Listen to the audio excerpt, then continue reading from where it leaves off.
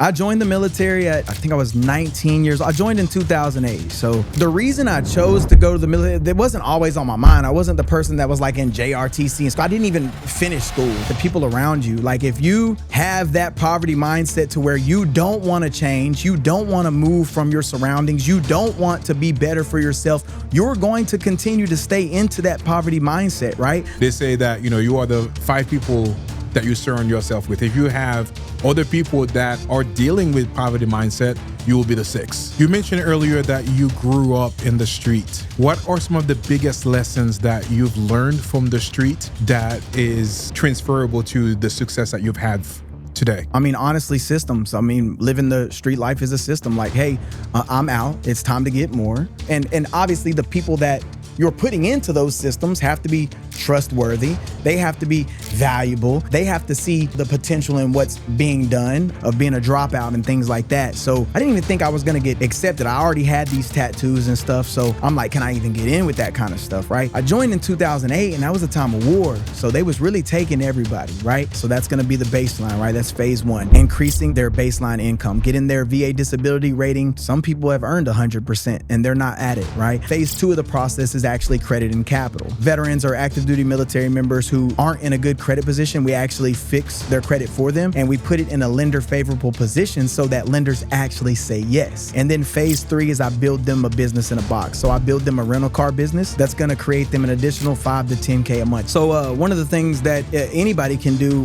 when they're in a bad credit position is just take action, right? Invest in your credit because that's the most important thing. Stop thinking everything that you see on the internet is a scam just because you don't have knowledge on it or you've never done it before or that you don't have enough information on it, right? Take action. What's going on? What's going on? It's your boy, Story Seller Jet, with another episode of the That's So Fire Talk Show. Let's go, baby. It's 2026. Man, this is the very first show for the year, and I'm super excited to have my man here, Trevor Calais, on the show. But before we get started, I want to wish you guys the happiest new year ever. I hope that you guys are going to have abundance. I hope you guys are going to have really great health, joy, peace, and massive success for 2026. Without further ado, would like to introduce my man, Trevor, on the show today. Let's go. Let's go hustle, baby. Nice to meet you. Pleasure meeting you, man. Super excited to have you on the show. Let's do a quick introduction. Who is Trevor Calais? My name is Trevor Calais. I'm the founder of Let's Go Hustle, former military veteran. I help other veterans and everyday people beat inflation with a 3-phase system. I'm from Shreveport, Louisiana, like I said, and that's who I am, a man that walks by faith, a believer of God. I got a beautiful family, been married 15 years. I got 3 beautiful daughters, and that's who I do. Everything that I do in life, I do it for them. That is awesome. I have 3 girls too. I didn't know that about you. How old are your girls? I got a 14, a 12, and one who's about to turn 8 in 2 days. Wow. Yes, yeah, sir. I have my girls are young. I have a 6-year-old, a 4-year-old, and a 2-year-old. So okay, but that's a perfect little spread. Though, see, that's what we wanted. I was trying to do a 14, a 12, and a 10, but I got a little 2-year delay on me there. But yeah, but I see that. I think yours probably get along probably great. Like, the oldest one picks on my youngest one all the time. 100%. They still pick on each other. But they are great sisters, and underneath our stairs at home, like we transformed that into like a house for the middle child. So it's nice. called like, her house. Yo, what's going on? It's Trevor Calais, CEO and founder of Let's Go Hustle. And I appreciate you for tuning into this video. But look, information without action is worthless. We have the blueprint. All you have to do is follow it. Right now is your time to execute. Text me the word YouTube to 239-329-0035 and I will personally reach back to you and we can see if we can get you qualified for any of our services. And if you're interested in anything that my business offers, don't wait. Take action now. So all the time, all 3 will go in there and just kind of play for like, hours. So it's really great to kind of, have them so close in age to each other. How's your middle one? Tell me about your middle one. I want to see if we're kind of the same on how they are. I think my middle one is the sweetest one. Like she really, she is the sweetest one. I can't believe I'm saying that online, but she is like, the more affectionate one. The older one and the younger one, they have their moments, but this one is just kind of, well, all three of them, that's actually my favorite thing ever. All three of them, as soon as I get home, you hear those little steps like running toward the door and saying, Daddy's home, and give you the biggest hug. But the first one that would do that is the middle one. Yeah, look, I'm going to tell you, even with the age, what was it? 6, 4, and 2. 6, 4, and 2, 12, 14, 12, and 8, same exact thing. I'm just going to be all the way honest with you. My middle one, they are all very sweet, but my middle one is the affectionate, sweet one. She's the athlete of the family. They're all kind of athletic, but she's like really the go-getter, the driver on when it comes to like being the best at everything, right? They're all super phenomenal at what they do, but that is the affectionate, sweet one. They have their sweet moments, but my oldest one, she'll give it to you. She'll set you straight. And then my youngest she's trying to be like all of them. So it's exactly the same. Yeah, for sure. The oldest one definitely is very like strict. Obviously, she's the first one. Yep. The youngest one too. I think she's gonna be like the boss of all of them, because I think she's picking up from both of them as their biggest sister. But she's 2 and she has like a strong personality already. Yeah, which is crazy. It's exactly the same. That's funny that it works like that. Someone similar that has the same kind of age group and all daughters, same thing. Yeah, man, I did not know that you have 3 girls, so that's cool. Yes, sir. Yeah. Daddy's girls over here. Daddy's girls, we winning. Let's go. Let's go. One of the very first questions I like to ask people is, what is their origin story? So let's get started there. So, like I mentioned, I'm from Shreveport, Louisiana. Shout out to my home state, my home city. Let's go. To be honest, like I had a troubled childhood, right? I didn't have a father. My mom and my dad separated, right? So I had a single mother raising me and my sister and all my friends that would always be there, right? Didn't really have a lot of money. Grew up in a trailer park. Was in the trailer park like basically my whole life. Mom always worked multiple jobs. Sometimes it was, she's going to her, her working her 9 to 5 and then on her 5 to 9, right? I spent a lot of time with babysitters in my younger days. And then I actually became that babysitter when I had a baby sister, right? It did mold me to what I wanted to change into, right? Because I had to be that adult. I had to be that person that was like wanting more, right? I had to be able to provide something for my family that kind of like was lacking, right? Especially when you don't have a lot of money. My mom worked her ass off to provide for us, right? But still at the end of the day, I mean, you know what the average income in America is. Inflation's been around forever. So you can only do so much as a single parent with no help from either of the baby daddies, right? And then try to provide and hold a house down and pay bills. So that was, me, where I came from, and then like the struggles that I experienced as a kid. Thankfully, I had my uncle and my grandfather who kind of stepped in when my father wasn't around, right? But I mean, that's kind of what it is. It's kind of what it is. Yeah. So from like troubled childhood, like what was I know you went to the military as well. Mm-hmm. How old were you when you decided to go to the military, and why did you decide to go that path? I joined the military at, I think I was 19 years old. I joined in 2008. So 36 now. So I really don't know that. I think I was like 19, if I'm not mistaken. Maybe 18. I can't do the math right now. But the reason I chose to go to the military, it wasn't always on my mind. I wasn't the person that was like in JRTC and school. I didn't even finish school, to be honest. I dropped out in like 10th grade just because of the situation. I was in the streets, right? I was in the streets. I was making money. I was a hustler. I've been a hustler my whole life. So it's actually helped me to build the business that I've built today. I'm, obviously great at sales, great at, systems and structure and things like that. I learned that from the streets. And I had role models that weren't the best role models for that life, like for where I'm at now. But at that time, that was the role models that I had, right? That was what made me actually want to join the military and actually change my life, because I wanted to change that situation. I was already in a poverty mindset, a poverty state, of how I was living. I was doing things that I probably shouldn't have been doing as a 14, 15, 16-year-old kid when it comes to selling and shooting, getting shot at, and things like that. It was really tough, right? And that's what goes on back home. Like I said, I pray for everybody back home to get their mentals right and not continue that lifestyle when there's outlets and people that can help you and things like that. Because I made it out, right? I actually escaped that, and that's what the military did for me. It took me away from that. That is awesome. And I cannot wait to delve a little bit more into, your experience in the military, what, has the military has taught you, and all the transferable skills that you're using right now for your business. But I don't know why, man. I'm just like, this is weird. Some water, bro. Some water. But you talked about poverty mindset. What is poverty mindset, and how can somebody get out of that mindset?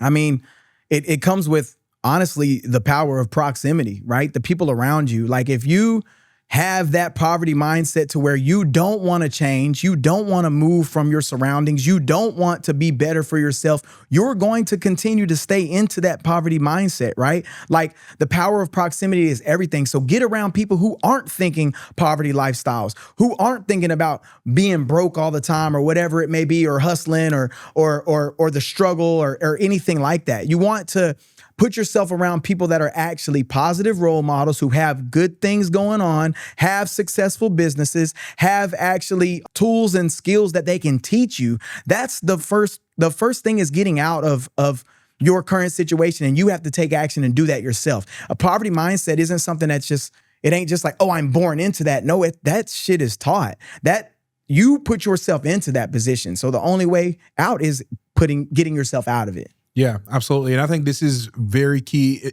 Like, a lot of people, that probably is the biggest hurdle that they might have from not excelling in life, from not achieving the goals that they want to do, because they're like locked into that poverty mindset. But I really love your point about surrounding yourself with other people, because they say that, you are the 5 people that you surround yourself with. If you have other people that are dealing with poverty mindset, you will be the 6. Yeah, 100%. I mean, your network is your net worth. I know you've heard it. I know you've seen it. And that shit is true. It truly is. I want to be around people who want to elevate themselves. So I want to be around people who have good relationships with their spouse, who have good relationships with their children, who have a successful business, who can teach me things. That's the type of people that I want to be around. So it all starts with that. Once you change that circle, right, and you value your power of proximity, right? And you will get out of that. You will leave the poverty mindset just because of the people around you motivated you to do so. Yeah, absolutely. You mentioned earlier that you grew up in the street. What are some of the biggest lessons that you've learned from the street that is transferable to the success that you've had today? Systems. I mean, honestly, systems. I mean, living the street life is a system. Like, hey, I'm out. It's time to get more. Like the re-up, right? So I'm out, time to get more. That's a system. Then break it down, distribute it. That's a system. So it's been able to, and obviously the people that you're putting into those systems have to be trustworthy. They have to be valuable. They have to see, the potential in what's being done. And it's the same thing with business. It's systems. I'm putting the best person at that position in the business. I'm creating the system so that I know the system can't fail. So it's helped tremendously, as long as it helped by me being able to maneuver the negative side of that and put it into a positive side, right? Systems and structure. Same thing on the streets. You can't violate. You can't play funny money. You can't break the system or it's not going to work. Same thing with business. You can't break the system. Love it. For anybody that might still be living that life right now, being in the streets, what is the number one advice that you would give them if they want to get out of that? My number one advice for anybody that's currently in them streets and they can't really figure out a way out, I put a reel up on my Instagram channel. You could follow me at official Trevor Calais. And that reel was literally telling you to do the same thing that I've done. If somebody's done it, then it's proven to work, right? Join the military. I promise. Do a 4-year bid. Nobody says that you have to go pick the most highly, dangerous job out there. I was an infantry guy, but you don't have to be an infantry guy. You can go do a 4-year bid, supply, cook, whatever it may be, and just let that give you the structure, the guidance, the support, and really help you with authority and things like that to actually change your position. That's the number one advice I would give anybody, because I've done it and I've seen it happen multiple times again for my friends and family that have been there and done that. Yeah. So I know a lot of people, they think that joining the military is kind of like a death sentence. What would you tell them about that? I mean, don't knock it till you try it. Everything is a death sentence. You could walk outside and get shot on your block, right? You could go to the store and get robbed. You can anything. You can't look at your mental of like, you can't, your mindset can't be just because somebody said that or that's their belief that you are going to feel the same way. You still got to try it. You still got to do it. Your thought, his thought, anybody else's thought is all different, right? Go experiencing it. Go actually experience that stuff. People like to point out the negative side of things and all the time, but they never look at the positive side of things, right? Joining the military literally changed my whole life, right? Like, it gave me stability. It gave me a house. It gave me health care. It gave me life insurance. It gave me education. It gave me skills. It gave me money that I'm now going to earn for the rest of my life. It literally gave me a family. It gave me literally everything. And it can do that for anybody. Like, and you can't think that, oh, I'm not going to go because so-and-so's the president, or I'm not going to go because we're at war and I'm going to go. It's not like that. Don't knock something until you try. There's a reason people say that. Don't knock it till you try it. Yeah. And I think this is probably, by the way, shout out to all of the military people that we have out there. I am so grateful for you and all the service that you guys have, provided, to us. You are incredible people. You're probably like the 6th or 7th military people that I've had in the show. Perfect. And that's good. All of those people have accomplished so many great things, and they all attribute their success to being in the military. All the things that they've learned from it that has, transferred to, their business and their personal life, obviously the discipline, right. All the really great things. And we'll delve into that, but shout out to all the military people out there. Super grateful for you. Salute. Shout out. Let's go. Tell me a little bit about your experience as being in the infantry and the military. I've seen the best times of my life and I've seen the worst times of my life, right? Obviously, I joined, right? I took my ass bath thinking I wasn't even going to qualify to even be able to join the military, because you got to understand of what I was doing and where I was currently living and my education level of being a dropout and things like that. So I didn't even think I was going to get accepted. I already had these tattoos and stuff. So I'm like, can I even get in with that kind of stuff, right? But I joined in 2008 and that was a time of war. So they was really taking everybody, right? Took my ass bath and I only qualified for two jobs, right? 2 MOSs. It was 11 Bravo and I think supply is like 92 Alpha. If I'm not mistaken, it was supply. So infantry and supply. Those were the 2 things that I was offered, right? Didn't really know a lot about them. Right. But my recruiter, he kind of sold me. He closed me. He was like, man, infantry does cool shit. He was like, I know what you do currently. I mean, you're already getting shot at. You can't even get me a clean piss test to actually go in so we can get you started. He was like, I know what you're doing. Cause I've been transparent about a lot of stuff. I was transparent with him about everything. Right. He was like, so infantry is actually, you can still do the same stuff that you're doing now legally. You actually get to go kick down doors and shoot bad people in the face. He was like, I mean, it's dope. And he was selling me on it, you're gonna fit, work out, all this stuff. So that's what I chose. I chose that. I didn't get no sign-on bonus or none of that. I went for that because I was like, that actually does sound cool. I was already playing Call of Duty and stuff. So I'm like, I can do that stuff in real life, right? So joined. I went on my first tour to Kunar province, Afghanistan. I was in RC East. That was for, in 2009 to 2010, I got OEF, Operation Enduring Freedom. 09, 010 tatted on my neck, One Life to Live on there. And it was rough. If you do a little bit of research on RC East and Kunar province, it was a hot part because Pakistan, the mountains are right there and over there is Pakistan. So we continue to take contact every single day. When we got there, we were actually in the Stars and Stripes because we took contact for like 82 days straight as soon as we got there. Wow. Right? I was on a cop. I wasn't on a fob. And no disrespect to anybody who, obviously different careers, different strokes for different folks, right? That just happened to be mine. So I can't complain about people who chose something different. If you know what I mean? Like that was just their path and what God chose for them, right? But I was on a cop in the middle of nowhere, right? And just surviving, taking contact all the time, super hot deployment. I lost a lot of friends. I lost some leaders, had a bunch of close calls.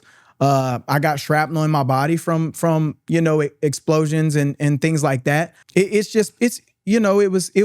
was a rough time, but obviously I've seen the best parts of what a deployment can do, the bonds and the camaraderie and, the friendships that I gained that are now family. Like these people are family. Like you've seen them at their worst going through it. They've seen me at my worst, like just stressing and struggling. And like at that time I was in a relationship with someone else who wasn't even doing the right thing. She wasn't even being ethical. She was out and doing her, thinking we weren't even. So at that point I'm like, well, I guess now I'm just getting the money. Thanks for marrying me. And I'm making extra deployment money. I had to flip it and think of it in a positive way. Right. But you see everybody's most down moment over there because you're over there for a year straight with that experience and seeing all the stuff that goes on. Right. It's just kind of one of them things. That's what it is. That's what it is. I love it. I have no regrets for ever joining the military. I have no regrets for actually being, an infantryman. I love it. What would you say is the biggest lesson that you've learned being in the military? Structure and systems. I would say that just structure and systems, being able to hold myself accountable today, right? Like I don't even use an alarm. I wake up, God wakes me up every single day, same time, every single day, right? So the structure that I have, I'm being able to implement that into my business. I'm also able to implement it into my own lifestyle with my family and my kids, my friendships. I look at friends different now. Like if I don't feel that bond is there and they truly will, like I know over there, they'll die for me. Just like I'll die for them, right? Like I'm not saying like on no funny like rapper type stuff, but I'm just saying like I know that bro's gonna lay his life on the line for me and I'm gonna do the same for him, right? So just having that like if people aren't even on that type of time, like that structure, it's got to be out of my life. Like I can't roll with it. So just the systems and the structure and the way that I've been able to mold myself and mold my business and mold my family and the company that I keep around me, that was probably the best thing that, to take away from that. Yeah. What would be the biggest piece of advice that you would give to somebody who is on the fence of joining the military? My biggest piece of advice for somebody who's on the fence of joining the military would be, look at your current situation right now. Do you get a guaranteed paycheck every 1st and the 15th, right? Do you currently have health care? Do you currently have a house, a happy home that you're living, not under your parents' roof or something like that, your own? Are you in a financial position to where you can pay for your own college? Are you good enough in school to get that scholarship, right? Are you, do you have just any of that type of access? If you don't, the military offers you that absolutely free. And you damn near can't even get fired from the military. You got to really mess up for them to get you out of there, right? Like you really got to mess up. They're going to make sure you stay fit. They're going to make sure you're the best at what you do. You're going to be able to learn a lot. So being on the fence of something just because, you have limiting beliefs on what it is, look at your current situation or everything that I just discussed and see, can it be better? And if it can, that would be an option, right? That would be an option. And I'm only here to tell you the path and the journey that I took because I know it works and I've been there and done it and I've seen it repeated multiple times, right? So by all means, do what you do. But if anything that I discussed is something that's like, damn, that hits home, I really don't have nothing going for myself and I want to be better than what I am today, give it a try. Yeah. What is the biggest misconception that people typically have when they're thinking about the military in general?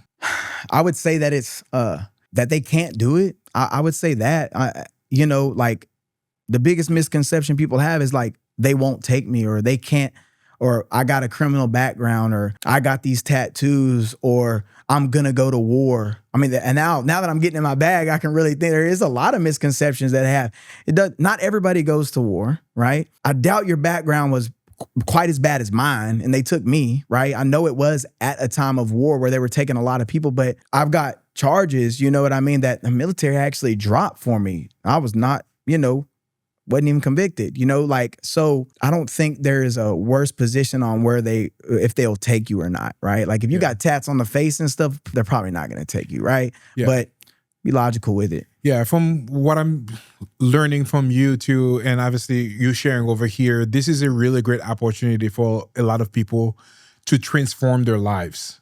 Like from all the different things that you may have done. And obviously you shared your faith earlier. I'm a man of faith as well, that, regardless of your past, God can redeem you, that, can transform from where you are at to where you are and today. And I feel like this is a really great opportunity for people to kind of, take a lot of things that, maybe you not have the, the cleanest slate before, but going in there, kind of get yourself redeemed and have an opportunity to do something great with your life as well. And obviously with all the different things that they will teach you to become a better man, a better servant, a better leader with all of that. Yeah, which leads me... I'm sorry to cut you off. You can leverage it if you think of it that way. Like you can just leverage it and do one term, right? You can leverage it in the way to, if you really didn't like it, you really didn't want to do it, or you really just was like everybody's against it and you don't want to follow the path of what people are against, right? You can leverage it just for a certain amount of time just to get not only what they teach you and what they do for you, but there's a lot of stuff that happens on the outside just by having that military background, right? Like jobs are super easy to land, right? If you've earned it and you've done what you're supposed to do within the military, I mean, you will get VA disability for the rest of your life, right? If you want to go to college and you can't afford it, like I mentioned earlier, or you can't land that scholarship, join the military and they'll actually give you the GI Bill so that now you can go to college and do what you truly want to do, what you're passionate about, right? So think of it from a leverage standpoint as well. Okay, man, I'm about to just go do this quick little 4 years, boom, and then I'm out, and then now I can actually do what I really was truly intended on wanting to do, right? You're not going to have regrets. You're going to love it. It's going to be great. But I would look at it from that standpoint. It's like a leverage standpoint. Yeah. You're probably going to spend the next 4 years doing the same thing anyway, or be inconsistent, right? Might switch jobs. Your CEO might close down the building or whatever it may be. At least you will have a consistent 4 years of I'm going to get paid for the next 4 years every 1st and the 15th, right? So, and while serving other people and helping other people, and obviously, serving the United States of America as well. So, for sure. What are some of the skills that people can learn that could apply from business when they're in the military? Communication.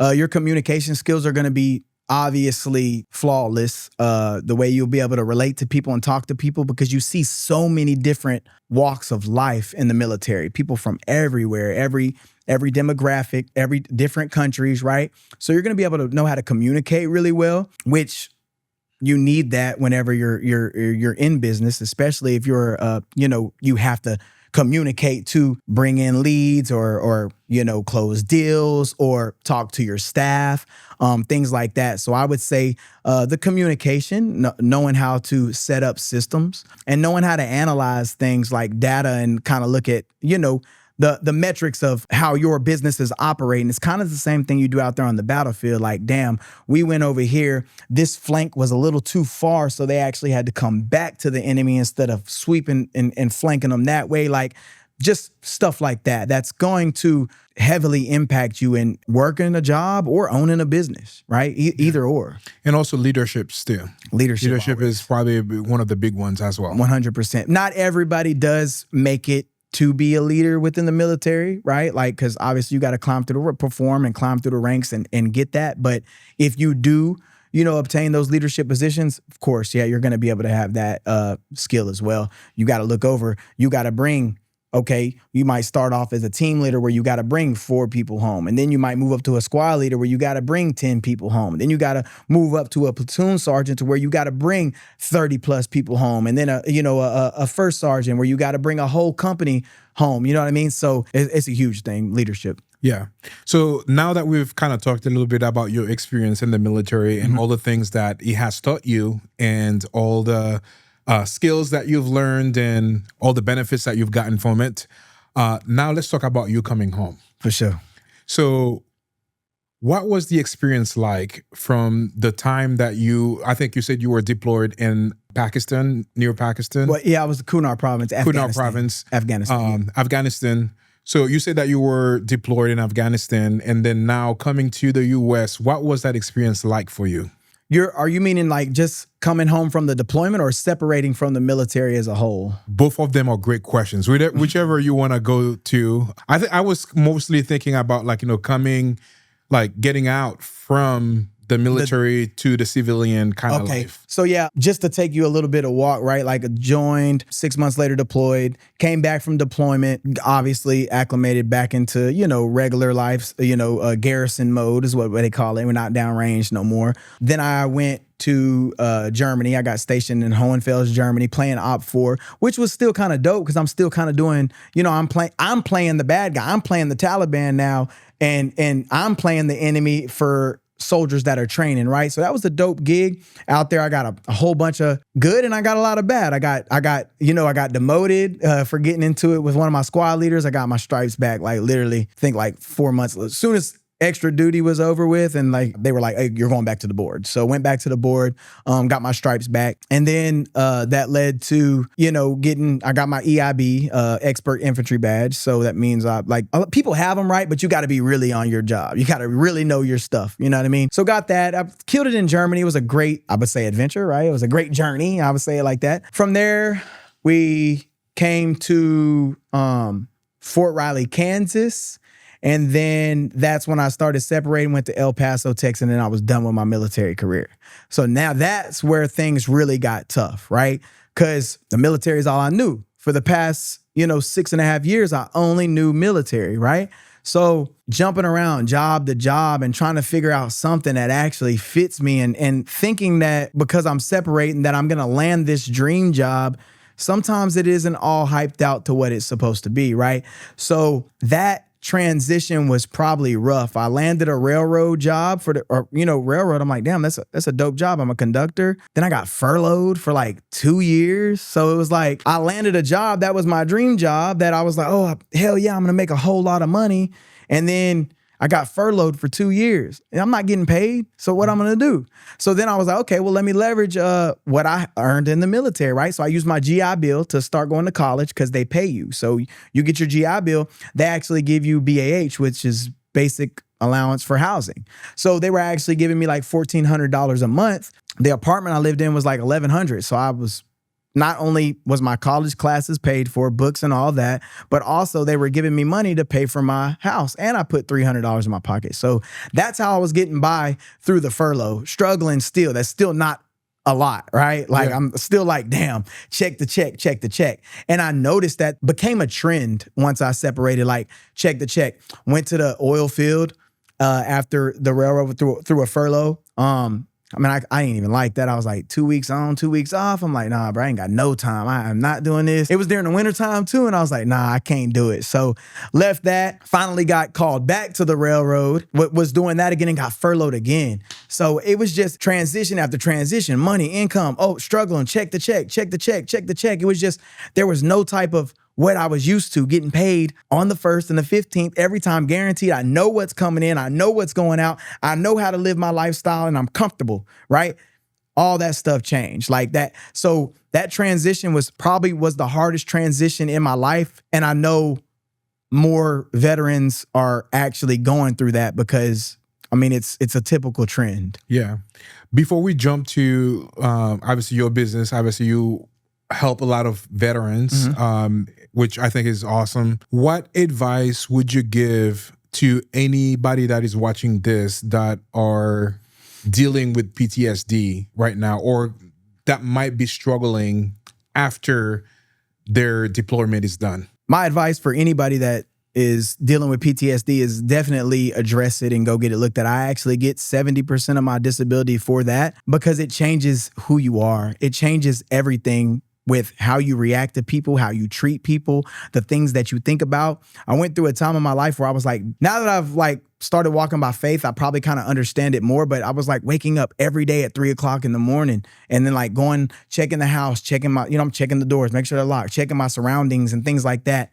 Sometimes my temper is very short. I've learned how to obviously grow, and as I get closer to God, right? Because that's a new journey to me as well. But as I get closer to walking by faith and living how I should be living, it's rough dealing with it. I was drinking all the time. I'm talking about Hennessy every single day. I wasn't being a good spouse, right? I wasn't being a good friend to people. I was getting into it with family members, lost friends, almost lost my marriage, right? Almost lost my family because of PTSD. Takes a big toll in that, right? So address it, talk to people, connect with people, make sure that you're at least getting compensated for it. Don't just sit there and deal with it and not be getting compensated for it. Talk to somebody, because there's always somebody there that definitely can assist you, get you through those hard times and those mental thoughts that you have. Or there's other veterans that are dealing with the same thing that you can connect with and talk to. So biggest thing is address it ASAP and get it under wraps. Yeah.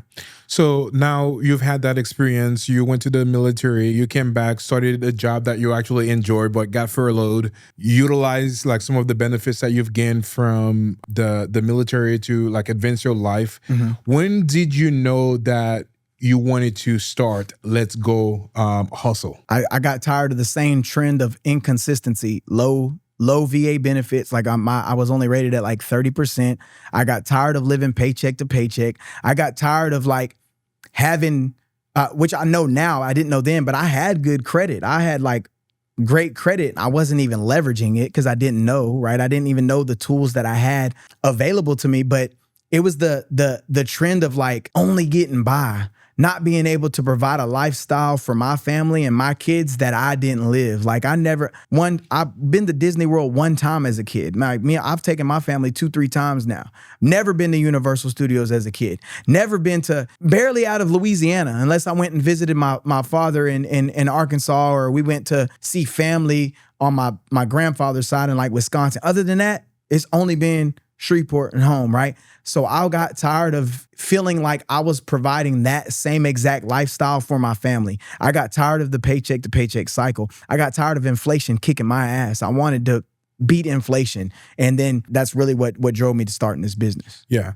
For anybody that is watching this that may wonder, that might be wondering about Let's Go Hustle, what is that business and what do you help people do? So I've actually created a 3-phase system that helps veterans increase their benefits, right? So that's going to be the baseline, right? That's phase 1, increasing their baseline income, getting their VA disability rating increased to what they've earned. Some people have earned 100% and they're not at it, right? Some people are at 30 and they have earned 80% and they're not at it, right? So that's phase 1 of the process.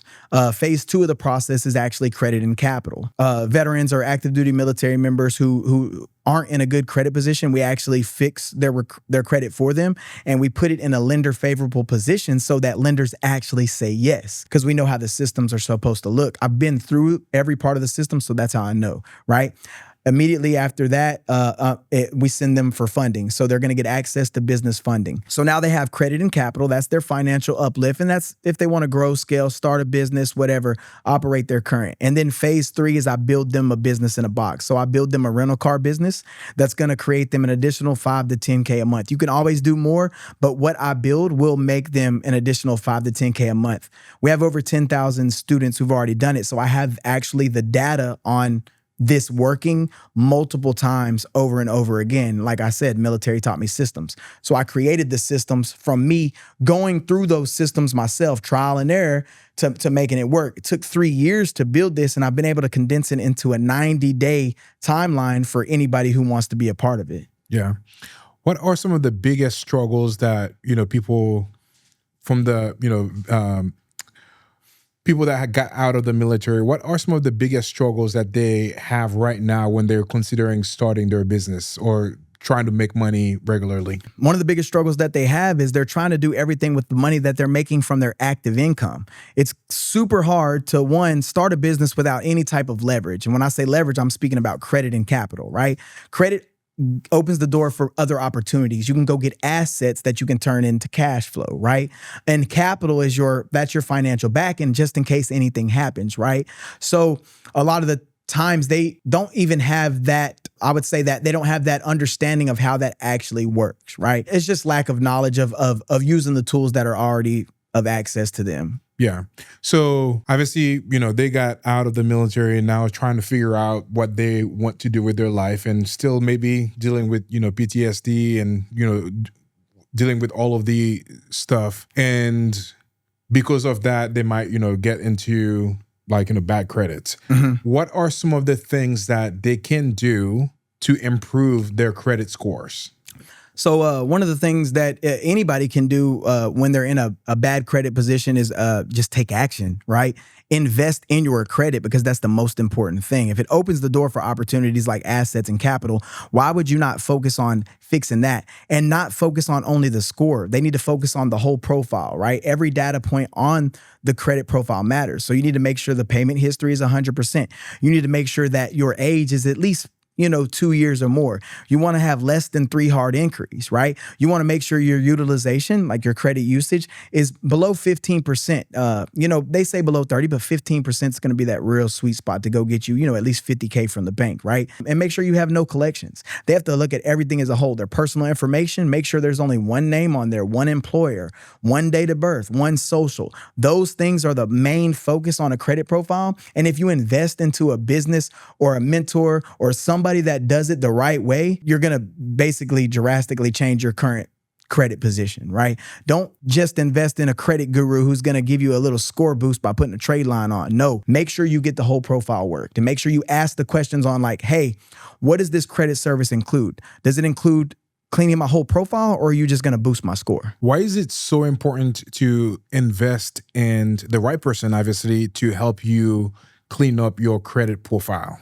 Because the internet is full of scammers. The internet is full of people who just sell you perception. The internet is full of people who just sell you ideas or some things that they learned that they haven't even done themselves. So you want to make sure that you pick the right person. Do your due diligence on who you're choosing to work with and obviously do business with, and then go that route. Trust your gut. If you have a bad feeling from the jump, that's your inner voice of God. Listen to it. Don't even roll with it, right? Make sure, you've done your research. You've looked at his page. You've looked at his funnels. You've looked at his YouTube. You've looked at his Google reviews. You looked at everything, and then you make your judgment based on that. Don't just get sold by perception and what people show you. People show you their highlights on the internet. They don't show you what they really go through. Can you share with me one of your favorite story of somebody that you've helped from where they were at to where they went to because of the things that you were able to provide for them? Yeah, I would say shout out to Mr. Marcus Jones, bro. Marcus Jones, I would say he's been able to separate himself from the rest of the students because he has literally taken action on every single thing. I spoke to him live at an event called Allegiant Vets. It's a virtual event. They have a skill bridge program set up for military personnel who are separating from the military that's looking for their next thing. He trusted the process, right? He joined my school community. It was free. About a week later, he bought into the mentorship. So he wanted the done for you business build out, right? So he bought into it. I would say a week later, he was so anxious to get started. He was just using the course materials. He listed his own personal cars and was already booking and making money.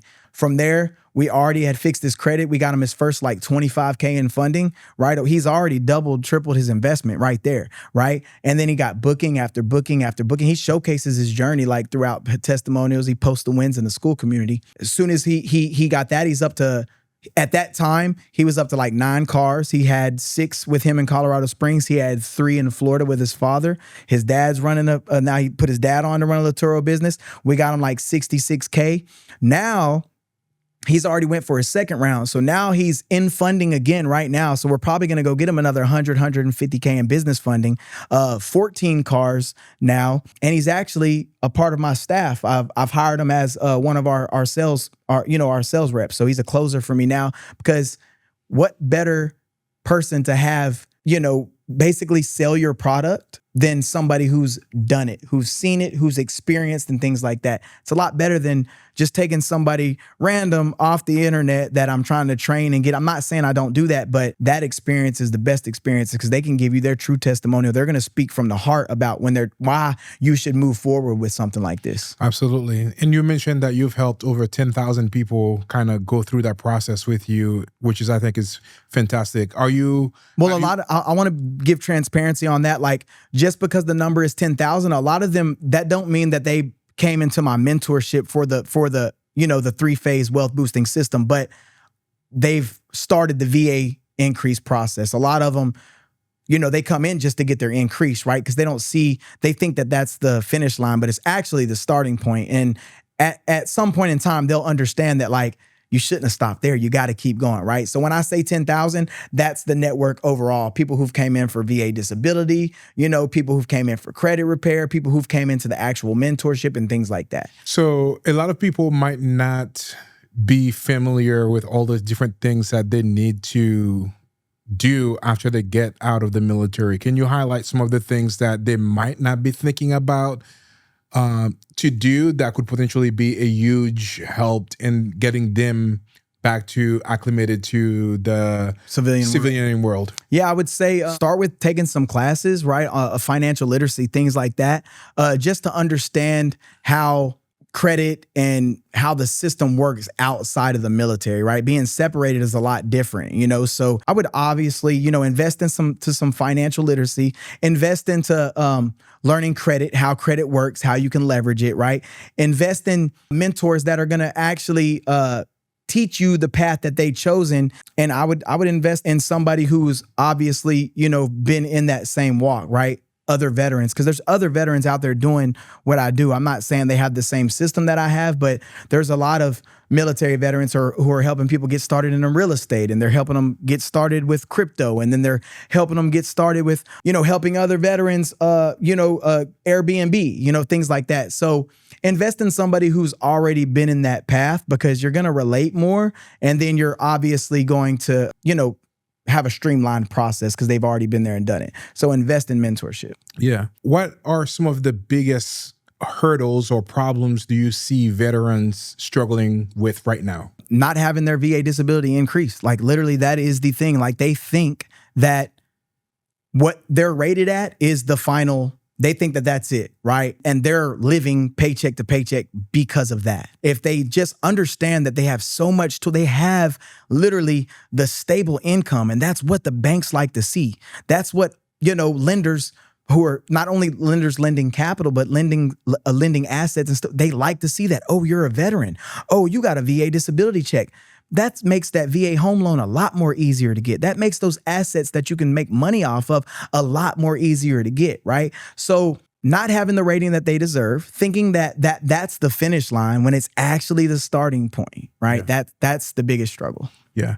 Why do you think some of those veterans still feel stuck after they get their benefits? Because they stop there. It still leads back to they stop there. They get that increase and they enjoy that little win. So that one win that they got, like maybe going from 60 to 80%, and they literally stop there. But they have so much tools and they have so much leverage that they can utilize to literally be financially free, literally beat inflation, and literally stop living paycheck to paycheck. If you go from 60 to 80%, I mean, it only lasts so long because guess what? Inflation is going to keep rising, right? And they're going to say you get that increase, we pay for inflation, but it just does this. This is the grid. It doesn't go, okay, here's inflation, here's your increase. No, this is always going to outpace your active income. That's how the system is set up. So you automatically have to get asset income and passive income. And you can do that with the leverage that you already have. First, focus on getting 100%. Focus on getting 100%. Get what you've earned. If you've earned 100%, go get it, because a lot more comes than just the money, right? You get the college, paid for anywhere in the country for your children at 100%, right? You get all kind of tax breaks. You get registrations that are like, I think my registration was free, if I'm not mistaken, or $11 or something like that. Like I don't know. My family is covered by the VA now. Like my whole family, like I don't even have to pay for this outside health insurance. They can just go to the military, go to the VA for assistance now. It doesn't cost anything. So get to 100%, right? And leverage everything. They don't stop there. Make sure you get asset and passive income to stack on that active. If not, inflation's going to outpace you. Yeah. So now that you've helped them build their credits, how do you help them get capital? What are some of the things that you do for them to ensure that they keep building and being ready to go to phase 3? We actually structure their LLC for them. So we make them an LLC to make sure that it's not going to be obviously high risk. So That's along with like phase one when they come in. It's just like the onboarding phase. And then we structure the credit profile to where we know there's going to be yeses. But Let's Go Hustle's also partner with Unified Impact Group, who's partnered with all the big lenders, right? So they're partnered with Navy Fed, Chase, Regions, Bank of America, Truist, PNC, and US Bank. So we have all those banks that are partnered with us, and their one job is to provide my clients with the financial uplift. We try to guarantee 50K or more. And there hasn't been a time where we've hit less than 50K for a client. I'm talking about less. We got clients going through it now that are already at 230K. They're still going onboarding. If I could bring up my phone, I could show you the tracker. I get sent the tracker every single Friday to track the progress, to make sure systems, right? To make sure people are hitting their quotas. Yeah.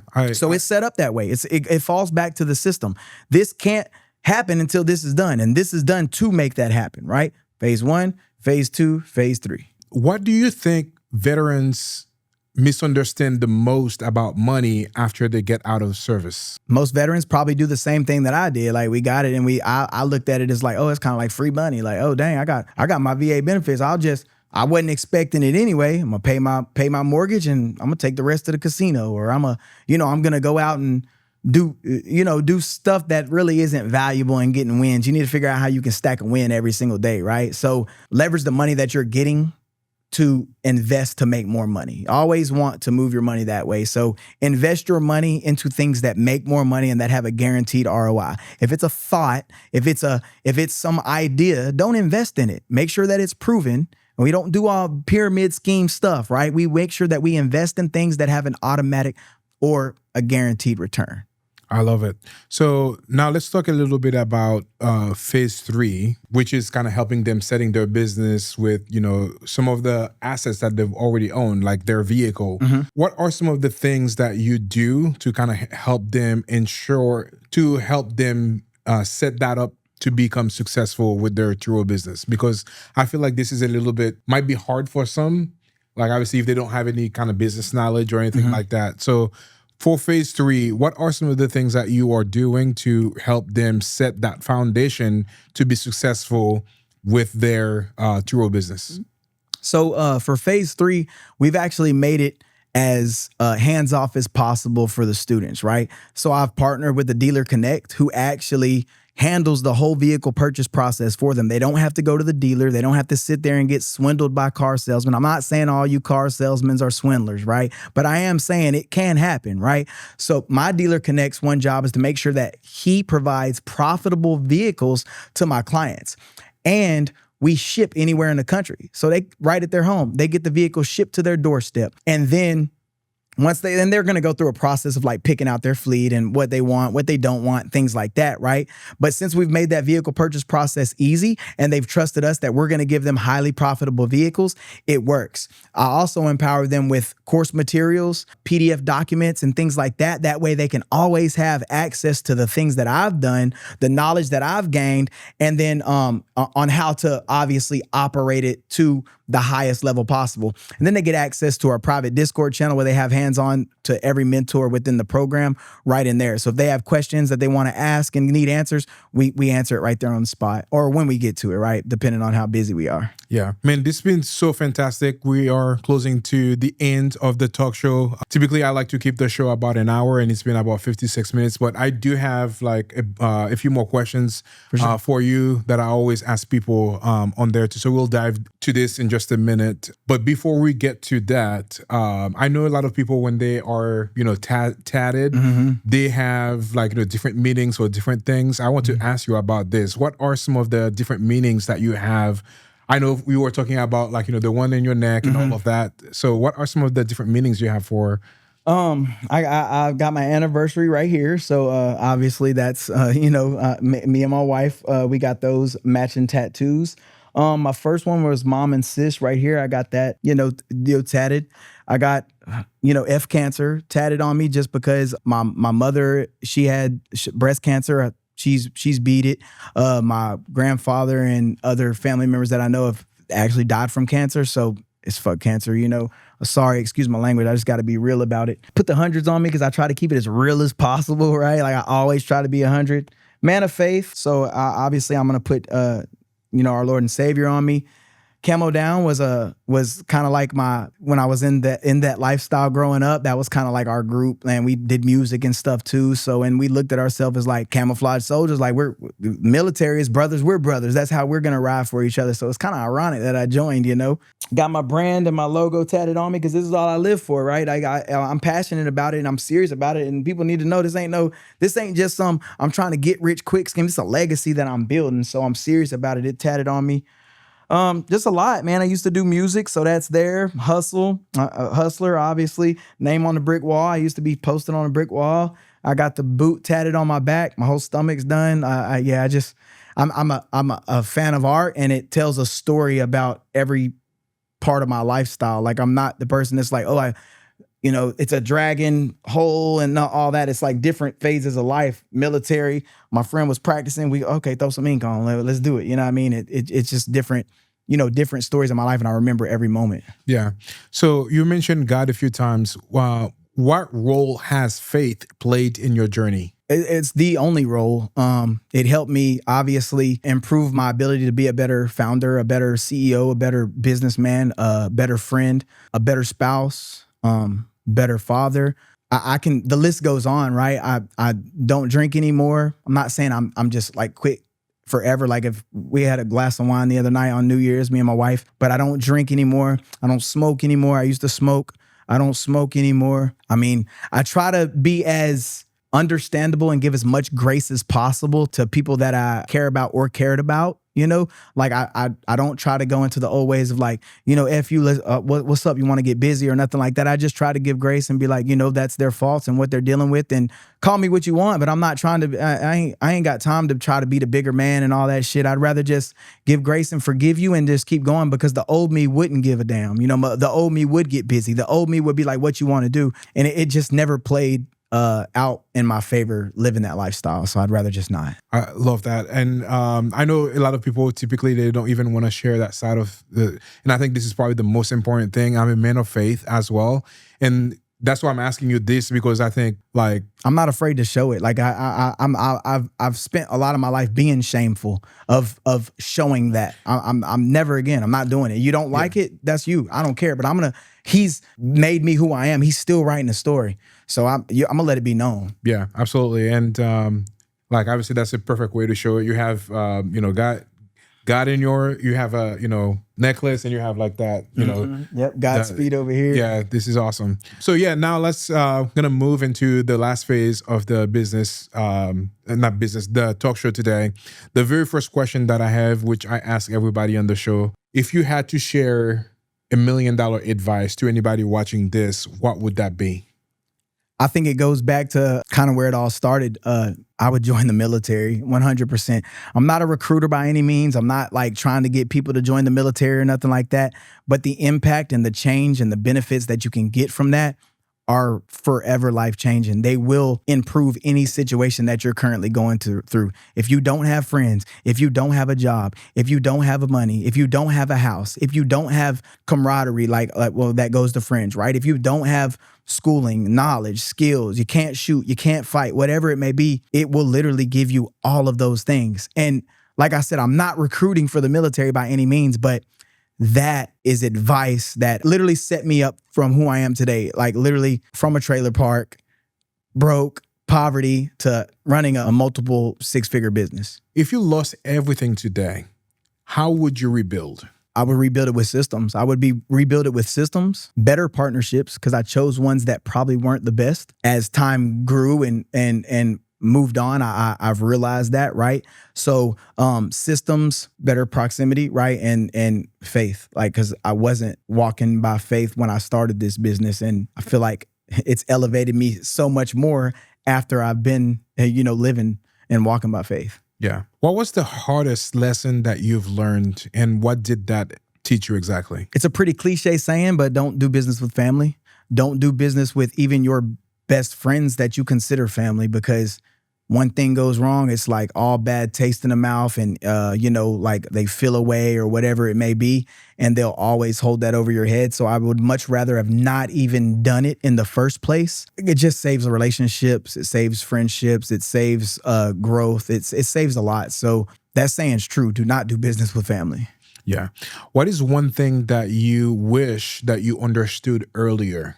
Good question. Good question. That it goes back to faith. I wish I really understood how impactful God could be on my life, like how impactful he could be for the people around me, right? Like, because it wasn't there. It wasn't there before. And now that it's there, I've literally seen a change in everything. I've seen a change in my lifestyle. I've seen a change in my business. I've seen a change in my relationship. I've seen a change in my children. I've seen a change in everything. So I would say God. Awesome. If you had to pick one resource or one book that has impacted you the most, what would that be? And give me a little bit of why that is.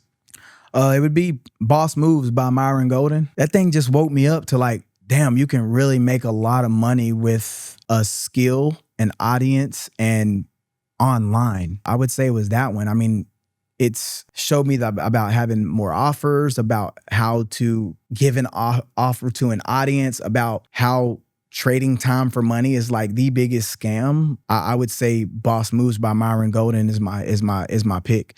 And then a piece of advice that I just attended the scaling workshop with Alex Hermosi and his team, and he was on stage, right? And he was speaking to us, and he literally opened the brain to seeing a lot more. He literally said that any online business can be grown to make $100 million a year in revenue. It doesn't matter what you do. If you're online and you have a business, you can grow it to make $100 million a year in revenue. So I guess that's my goal. That's what I'm trying to do. Yeah, so I guess that's also fitting for my next question. That was not listed in my questions that I typically ask, but I know this is the season of setting goals and setting intentions and doing all the other stuff. What are some of the goals that you have this year that you are looking to accomplish? I mean, I want to speak on bigger stages. I want to be able to impact more veterans' lives. There's millions of veterans in this world that haven't been given what they deserve. And I want to be able to figure out how I can put my face in front of them. Now we've talked a little bit about that. Let's talk about legacy a little bit. What do you hope your legacy be? When all of it is said and done, what do you hope your legacy will be? That I'm the number one go-to source for providing veterans and active duty military financial freedom, getting them out of the rat race, making sure that I can provide a lifestyle that they truly deserve, and continuing to be that impact for them. I want to be the only one that they think about. I want to be the only one that they talk about. I want to be the only one that's like proving that, damn, this guy changed my life. Damn, this guy helped me. I want to be that one person that this is tatted on me for a reason. It's already a legacy. I'm just going to continue to grow it more and more and more. Stand alone, people know exactly what this brand is and what we do. You touched on, what is it called? Financial freedom. Financial freedom. Thank you. Mm-hmm. You touched on financial freedom. What does that really means for the people that you serve? Being able to do what you want when you want to do it is kind of how I look at financial freedom. Being in charge of your own time and your income. Time is a limited resource. Time is something that we cannot get back. You only have one of everything, right? Like there's only one daddy-daughter dance. There's going to be only one mama-son dance. There's going to be one homecoming. There's going to be one graduation. There's going to be one graduating from college, right? Enjoy those moments because time is a limited resource. So if you can figure out a way to buy back your time and be in charge of your own income, that's what financial freedom is, the time. If you had to go back to day one when you first started, what advice you would have given to your younger self starting Let's Go Hustle? Power of proximity. Make sure that you're around the right people. If I was around the right people and I was really investing into mentorship and I was around people who I was not trying to just, I want rims on my car. I want this, I want that, I want that. If I was more along the lines of like, that dude owns a business, I want to be around him. Those were when I'm going, oh, you lame as hell. You lame as it. No, I should have been in the pocket of that dude that was, selling the Yu-Gi-Oh cards at school, that was selling the little bags of chips at school, that was like, okay, that was at home reading these books on like college and things like that. Instead of like me bullying or being calling them lame and stuff like that, I should have been the person that was like being around them. So if I would have changed my whole environment as I was growing up, could have streamlined this process. I probably could have started this way younger, years and years ago, right? There's a bunch of successful business owners that are out there. They're 20 years old, 18 years old. You know, they're young, right? I got 10, 12, 15 years on them, you know? So I feel like it would have streamlined what I have today, because what I have is impactful, what I have is great, and what I have can actually help people. So I would have had a head start of helping more people. Yeah. If you had to do like a 1 minute pitch elevator of what is Let's Go Hustle and the impact that you are doing for other people, what would that be? We provide literally financial freedom to active duty and military veterans through a 3-phase system where we increase their baseline income by increasing their VA benefits. Phase 2 is credit and capital. We fix their credit and gain them access to capital so they have a financial uplift. And then phase 3, we build them a business in a box that's going to generate them more money so that they don't have to worry about punching a clock ever again. They don't have to worry about, you know, is that job still going to be there for them? They will be in control of their own time and income. Awesome. What is your parting advice? My parting advice? Yeah. Explain. Parting advice, like what is the last advice that you would leave anybody watching this? My parting advice would be stop thinking everything that you see on the internet is a scam just because you don't have knowledge on it, or you've never done it before, or that you don't have enough information on it, right? Do your research and take action on anything that you see that could actually change your life. And it all starts with your mindset. So make sure your mindset is good. Make sure that your mindset is clear, and stop believing everything that you see or hear, bro. Like, just take action. Take action. Awesome. Trevor, it's been a pleasure having you on the show, and really enjoyed our conversation talking about your experience in the military. And this is actually why the show was created, because I see a lot of people, I call it magnetic authority, right? Mm-hmm. Going back to all the experiences that you've gained over your period of time. Mm-hmm. It's kind of the accumulation of the journey that God has put you on, mm-hmm. And now you're doing something because of all the different things that you are doing. And you're using that obviously to impact other people. So thank you for coming and sharing your journey on the show and the impact that you are having on other people.